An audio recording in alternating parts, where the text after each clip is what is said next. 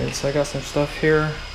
I gotta determine what goes to what right here with my meter to figure out which wires are which. And then up here I have these wires which connect to this, so let's get to it. Hopefully I can get something for you guys. Alright, so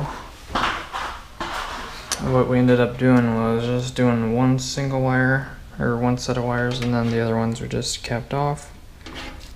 And then up here, got our device right here. And I did this earlier.